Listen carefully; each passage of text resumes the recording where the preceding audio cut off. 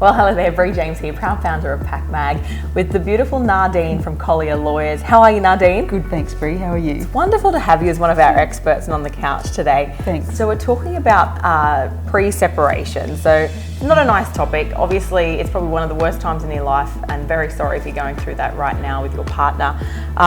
So what can we do to prepare, basically, for this time? Sure. So a lot of people come to see me and they haven't separated yet, so that's the first decision they have to make, is are they actually going to go through with it? And then I see people also when they're very newly separated, and so these are the sorts of things that I would like to say you might want to think about. The most pressing thing is going to be, how are you as a mother or a father? How are you coping with everything? How are your kids coping? Do you think that you need to get some counselling? Should you get your kids some counselling through school or some other organisations which we can talk about? Because that's really important. You have to be ready for this time, because it might be the worst time you've ever gone through in your life.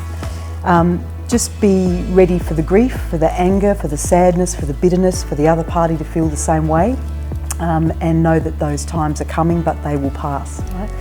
So what you need to think about is the immediate future. Who's going to have your children? Where are they going to live? Who are they going to spend time with? What other changes will they have to make in their lives, and how are you going to prepare them for that? Then there's the financial aspects. If you've got a home together, who's going to stay in the home? Who's going to pay for it all? If you're reliant upon your partner's income, how is that going to work when you have separate incomes? What about all the other debts, school fees, bills, etc.? Who's going to pay those? And your safety too. Have you got any concerns about that? And if so, take steps to ensure your safety and that of your children. So they're the sorts. There is a lot to think about. On my website, I've got a bit of a fact sheet for people who have just separated or thinking of it, with a list of things that you might want to think about, because there's an awful lot. It's already a stressful time, and you know, first and foremost, it's just like, I want out, you know, and that's sort of what you're thinking about first of all. But there is so many things, and so many people stay because of those reasons, which they probably shouldn't. So I guess, where can you go and get help and advice from as well, outside obviously seeing a lawyer? Yes. So Relationships Australia, I've got a little list here. There's separation counselling. They offer that sort of service, or mediation. You do mediation I do mediation as well, yep. There's the Family Court website, has some really good information on that as well. There's the Child Support Agency, you can go and talk to Centrelink.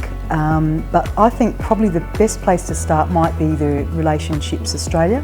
They have some really good counselling services and other information on their website, and they're here in town. Fantastic. Yeah.